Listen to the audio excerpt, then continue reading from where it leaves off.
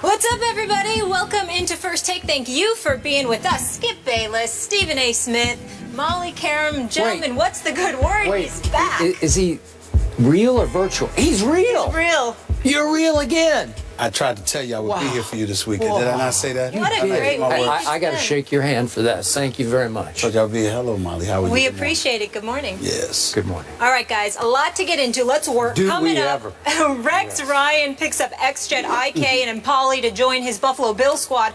Is this the right move, and how will it all play out? Plus, the Yankees are no longer in first place after being passed by the red-hot Blue Jays. Is Stephen A. finally feeling the pressure? But is first, he or isn't he? I don't know. We shall see. Yeah. The NFL and Patriots quarterback Tom Brady faced off in federal court Wednesday. Attorneys for both sides were met with tough questions from a U.S. district court judge trying to convince the sides to reach a settlement in Brady's appeal of his 4-game suspension for his role in Deflategate. Now, after a public hearing that lasted nearly 90 minutes, Judge Richard Berman met separately with both sides for nearly 4 hours.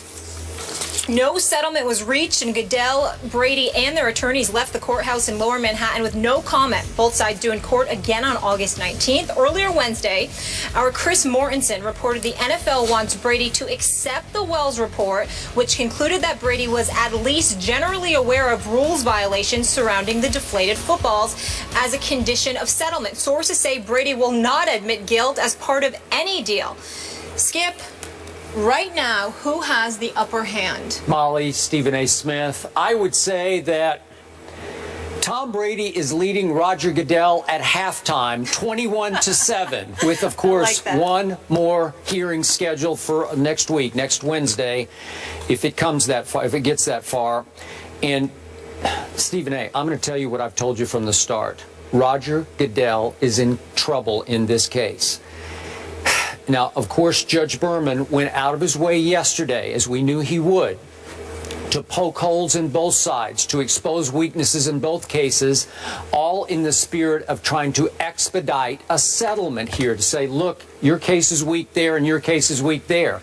But in so doing, he made the NFL's case look far, far weaker than Tom Brady's case, to the point that the NFL's case started to sound flat out flimsy to me, because Judge Berman shredded the credibility of the Wells report. And he concluded that Tom Brady should not have to acknowledge the Wells report as part of any settlement. To your point that Chris Mortensen had reported that the NFL is insisting that Tom Brady acknowledge some guilt as part of any settlement. That ain't happening. That will not happen. And the judge forced, finally, the NFL's attorney to acknowledge publicly that the NFL has no direct evidence linking Tom Brady to any deflating of any footballs. And the judge said, gee, he played sort of the impartial observer. He said, gee, given Tom Brady's second half performance against the Colts in the AFC Championship game with higher inflated footballs, quote unquote, that the judge concludes there could be no competitive advantage gained there by Tom Brady. So the judge is saying, I'm finding it hard to find the gate in Deflategate, as in, where is the crime here, playing off the Watergate, obviously the Nixonian Watergate. Where is the crime in Deflategate? There's no gate going on here. So my bottom line is what I told you yesterday. I believe the judge will finally have to throw up his hands and say, okay, I grant you, Tom Brady, an injunction, which means, as we started to read last night, that this could go on, as the judge pointed out, he was actually warning both sides, this could go on to the U.S. Court of Appeals for the Second Circuit. And the judge warned the lifespan of those cases could be 2 to 3 years. So Tom Brady is risking maybe having to serve a 4-game suspension when he's 42 years of age, after he's won, I don't know, maybe a 5th or a 6th Super Bowl. Big deal. I still think he could win this in court, and I stand by my position. Well, you stand by your position because your position has always been that Tom Brady's innocent, as opposed to paying attention to how court proceedings customarily work. I totally agree with you from the perspective of, I think this does make the NFL look a little bad. I think this has always been much ado about nothing. As far as I'm concerned, Tom Brady should not have been given a 4-game suspension, but I've been under the impression that Tom Brady contributed to bringing this on himself because following the advice of his lawyers and the Players Association, labor negotiations, transitioning the labor relations have regressed so dramatically over the years that ultimately you have to ask yourself whether or not all of this is worth it. Because in the end, here's the bottom line. We've all read the Ted Wells, investigation report. We've also heard what Tom Brady had to say in the aftermath of it, particularly following the appeal on the part of Roger Goodell. We've all surmised that in all likelihood, where is the hardcore evidence that stipulates that Tom Brady is guilty, and we've all been hard-pressed to find it. So as it pertains to the guilt or innocence of Tom Brady, I think in the court of public opinion, I think it now falls towards two sides. Either he's innocent or as much ado about nothing anyway, so nobody cares about what level of guilt he may have had in all of this. So in terms of clearing his name or whatever the case may be, that's really null and void. I think the big issue now is him being able to play games this entire season and fighting and making sure that he's not suspended. I don't see that happening. I see the injunction potentially being granted. I see the NFL fighting that. I see depositions being given, sworn testimony being provided, giving the NFL the license to get guys subpoenaed under oath, forced to answer questions about the New England Patriots that they may not otherwise prefer to answer. And I think that's where the smoking gun per se is really going to come into play. Not about Tom Brady, but possibly about the Patriots organization, which at the end of the day is what the NFL may likely want to get at. So when we look at it from that perspective, who's losing here? When you look at Roger Goodell, does he look bad? Sure, if he were an elected official. But since the guy, his constituency is 32 owners, and only one seems to be against him, and the other 31 appears to be for him. I think Roger Goodell is going to be just fine. And in the end, what it comes down to is, tell me that the courts are going to sit there and throw out history when it comes to the commissioner and his power to have dominion and purview over the league, and then I'm all ears. But I have to see that to believe it. Remember, there have been judges in the past that have looked at players and said, you have a great case. They've looked at the leagues and the commissioner's office and they said, this is bogus. But they've also said, as the commissioner, you have the right to be bogus because the collective bargaining agreement empowers you. That has been my position all along. The CBA has empowered the commissioner to do this. So all of those questions that the courts asked Roger Goodell yesterday, they're making him look very bad. They're going to make him look bad in the court of public opinion. There is no doubt that we're going to look at it, and I actually think it could very well be a maneuver by the courts because devoid of concrete evidence, why should Tom Brady look bad? They may very well exonerate Tom Brady in a court of public opinion by reminding the masses that Tom Brady indeed does not look guilty here. There's no hardcore evidence. We don't understand why this is the case, but still may rule. However, the commissioner does have the right to make this call, and we can't usurp his authority. They may do that. So they may cut the baby and whatever the phraseology is. Forgive me for that. I don't want to say cut the baby, but split it in half. Right. Split it in half. They may sit there and exonerate Tom Brady in a court of public opinion while still maintaining the commissioner's power. And in the end, all the commissioner cares about is maintaining his power. Would you concede at this point that Tom Brady is looking better and better? Would you concede that he's gaining back some of his tarnished reputation? Tom Brady has been looking better and better since he came out and explained the issue with the cell phone, even though, again, he had to revisit things in court, and the judge asked his lawyer about throwing away the cell phone. And Kessler's explanation wasn't that great. My point to you is Tom Brady has been looking better since that day. And not only that, we've looked at him and surmised there's something else that's going on here. He doesn't come across any longer as somebody who's lying for himself. He comes across as somebody who's trying to cover for someone else. That's how he comes across. So now, and that someone else could be a coach. That's maybe? right. That's right. So my point to you is that Roger Goodell in the NFL may very well want it to get to that point. You think so? In other words, they may not want it for Mr. Kraft, but they may want it like, you push this, y'all keep pushing this, you're bringing this on yourself. Okay. Because all he had to do was take the suspension. You know, y'all took the fine and the confiscation of a first and a fourth round pick. We wanted him to take this. He's not taking it. Okay. Y'all are bringing this on yourself. That could very well be what's going on here. Okay. We don't know. I will concede back to you, being completely objective here, to your early stance. Tom Brady didn't handle this correctly. He didn't cooperate fully. That the NFL scored only once yesterday, and you brought it up. Jeff Kessler did, he was sort of forced to admit, I guess, Tom Brady didn't handle it very well during, he could have handled it differently during the Wells interrogation or investigation. Which is what I've been saying all along. Okay, I give you and I grant you that much. But I said from 2 days after the Wells report became public, Tom Brady would fight this to the legal death. And I think you have to start to admire the way he's fighting back, because he is winning here. No, I don't. In all honesty, I mean, it's predictable what he's doing since he's allowed it to get to this point.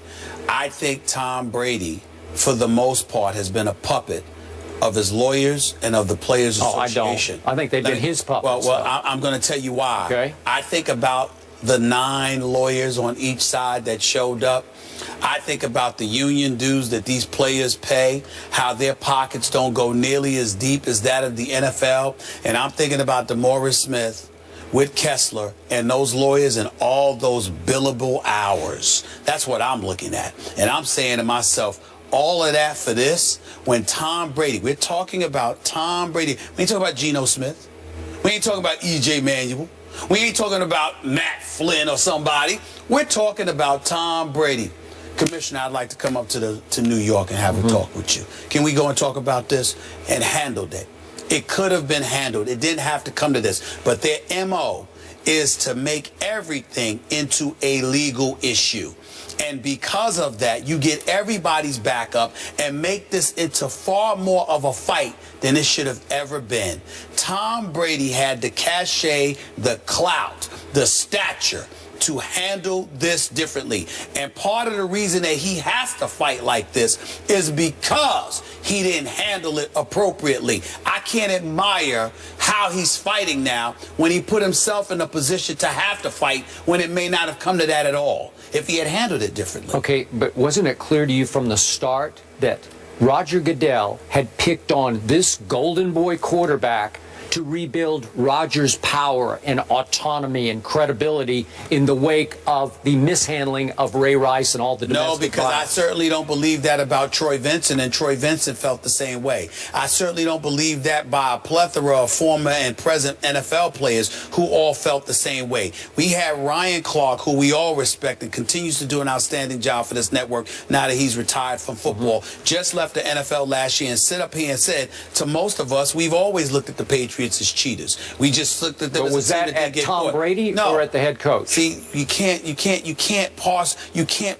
rip it apart like that, Skip. When they're talking about the Patriots, they said the Patriots. Now, obviously, Bill Belichick is at the helm, and you get that he's the brain trust behind all of that, but somebody has to capitulate to it in terms of stuff being exercised. Like, for example, if the coach comes to you and says to you, they're going to do this, they're going to do this, they're going to do that, you trying to tell me at no time you don't know that they're spying on the other team? You don't know that they got other team signals? You don't know that they're figuring out what teams are going to do on the defensive side of the ball? When you look at some of the things that the Patriots were aware of, you're trying to tell me that Bill Belichick told them to do that, but none of the players had any idea, you know, how the information was being acquired? Of course, everybody is going to be assumed and presumed to be in on it. I'm not here to cast aspersions on the New England Patriots. As far as I'm concerned, they're an elite franchise. I love me some Robert Kraft. They're America's team. I'm just echoing what their contemporaries have said about them. All right. That is a fact. But the bottom line of what we have just seen happen here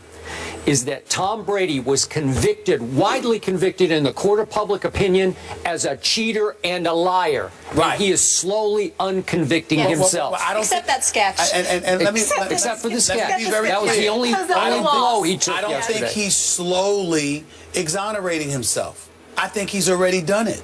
I think that when we think about Tom Brady now, we don't think about him deflating footballs. We think about other folks being involved. We think about him just going out there and playing. We're thinking about a fight that the NFL, in concert with the Players Association, has allowed to span 8 months. And I don't care what anybody says. Y'all can sit up there and act like this is an aside and it is not a big deal. I consider Tom Brady, I'm going to reiterate what I said. Tom Brady, to me, regardless of how vehement he's fighting this, looks like a puppet for the lawyers and the Players Association, because it's going on 8 months, and I'm looking at a team of lawyers for the Players Association in the courtroom, and all I could think about is billable hours. Man, look. They're fighting City Hall, man. They're fighting the National Football League. You better have a team of lawyers. No, I'm telling you, they look forward to it.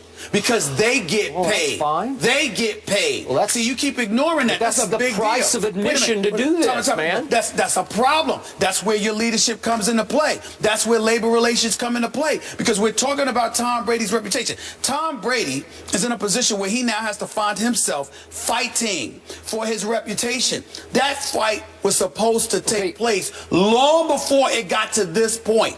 But the initial inclination, the de facto position was to lawyer up. That's what they did, and that's the problem. Who do you think's paying Jeff Kessler, the Michael Jordan of lawyers? Who you think's paying? Tom Brady. You think Tom Brady's the only one paying him? Yep, you think that, I do. You think that Jeffrey Kessler's only getting a check from Tom Brady? I do. And he ain't getting a check from the Players Association? That's what I believe. You don't know Jeffrey Kessler.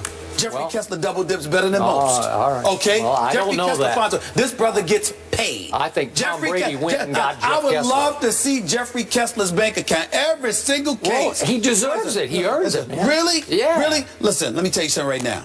I respect Jeffrey Kessler because he's obviously a very, very competent man. That's why. But he also does a great, fantastic job of ingratiating himself with Players Association for various respective sports, where as a result, he ends up getting pizzazed. Okay. Okay? That's fine. He deserves All right. it. Okay. Can't blame him. Guess what, guys? You won't see Tom Brady tonight. That's winning? You can see him right here. Can we pull that picture up, please, that sketch for a second? Yeah, check it out. So the Patriots are hosting the Green Bay Packers tonight. Of course, as I just mentioned, Tom Brady won't be playing. You'll get a look at Garoppolo, and we expect to see that bad man, Aaron Rodgers. That game is at 7:30, yes? Yes, I just got confirmation, Steve What? Bayless. Okay. The Players Association is paying Jeffrey Kessler. Paying Not him? Tom Brady. Not Tom Brady? The Players Association. Are you sure about that? Positive. Okay. I would rely on my sources. Okay. And I'm telling you what I know. Well, I know Brady went out and got him. He requested him. Okay. All right.